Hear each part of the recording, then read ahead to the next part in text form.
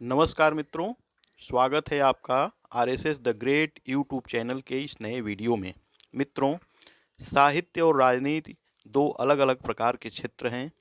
राजनीति में उठापटक और गुटबाजी के बिना काम नहीं चलता, जबकि साहित्य की साधना शांति और एकांत चाहती है।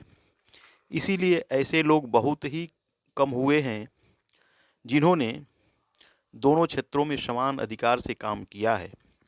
ऐसी ही एक विभूति थे डॉक्टर संपूर्णानंद। डॉक्टर संपूर्णानंद का जन्म काशी के एक विद्वान श्री विजयानंद के घर में 1 जनवरी 1890 को हुआ था। उनकी प्रारंभिक शिक्षा घर पर ही हुई। कुछ बड़े होने पर उन्हें काशी के विख्यात हरिश्चंद्र स्कूल और फिर क्वींस कॉलेज में पढ़ने भेजा गया। उन दिनों प्रयाग शिक्षा का प्रसिद्ध केंद्र था, अतः ये प्रयाग आ गए। यहाँ से बीएससी और फिर एलटी की परीक्षा अच्छे अंकों में उत्तीर्ण की। इनकी रुचि पढ़ने के साथ पढ़ाने में भी थी, अतः ये वृंदावन के प्रेम महाविद्यालय में अध्यापक के नाते कार्य करने लगे। अध्यापन के साथ साथ स्वाध्याय की ओर भी उनका पूरा ध्यान था। मूलतः विज्ञान और के छात्र होते हुए भी उन्होंने शिक्षा, साहित्य, धर्म, दर्शन, ज्योतिष और वेदांत आदि का गहन अध्ययन किया। हिंदी में वैज्ञानिक विषयों पर निबंधों का अभाव था, अतः उन्होंने इस क्षेत्र में काफ़ी काम किया। उनके निबंधों के विषय यद्यपि जटिल होते थे, पर लेखन की शैली सरल एवं प्रवाहमयी होने के कारण छात्र उन्हें आसानी से समझ लेते थे।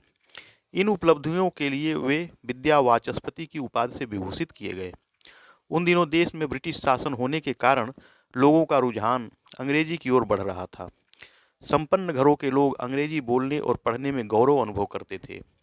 अंग्रेजी विद्यालयों की संख्या भी लगातार बढ़ रही थी, पर अंग्रेजी के विद्वान होते हुए भी डॉक्टर संपूर्णानंद सदा हिंदी के पक्षधर रहे। उन्होंने हिंदी की श्री वृद्धि के लिए समाजवाद नामक पुस्तक पर मंगला प्रसाद पुरस्कार भी मिला। उन्हें हिंदी की श्री वृद्धि के लिए समाजवाद नामक पुस्तक पर मंगला प्रसाद पुरस्कार भी मिला। 1940 में वे अखिल भारतीय हिंदी साहित्य सम्मेलन के सभापति निर्वाचित हुए। लंबे समय तक वे नागरी प्रचारणी सभा के भी अध्यक्ष और फिर संरक्षक रहे। देश की सेवा के लिए डॉक्टर संपूर्णानंद ने राजनीति को माध्यम बनाया। उन दिनों राजनीति आज की तरह कलुषित नहीं थी। स्वतंत्रता संघर्ष के दौरान उन्हें कई बार जेल की यातनाएं सहनी पड़ी, लेकिन वे इस पथ पर डटे रहे। 1936 में जब संयुक्त प्रांत की अंतरिम विधानसभा का गठन हुआ, तो वे विधानसभा के सदस्य चुने गए। शिक्षा के प्रति उनके रुझान, अनुभव और प्रेम को देखकर उन्हें शिक्षा मंत्री का कार्य दिया गया। इस पद पर रहकर शिक्षा में सुधार के लिए उन्होंने सराहनीय काम किया।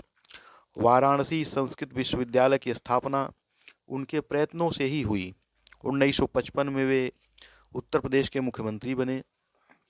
राजनेता होते हुए भी डॉक्टर संपूर्णानंद ने चिद्विलास, जीवन और दर्शन, समाजवाद, महात्मा गांधी, चित्तरंजन दास, सम्राट हर्षवर्धन, अंतरिक्ष यात्रा, गणेश आदि पुस्तकों की रचना की। वे हिंदी की मर्यादा और अंग्रेजी की टुडे नामक पत्रिकाओं के संपादक भी रहे।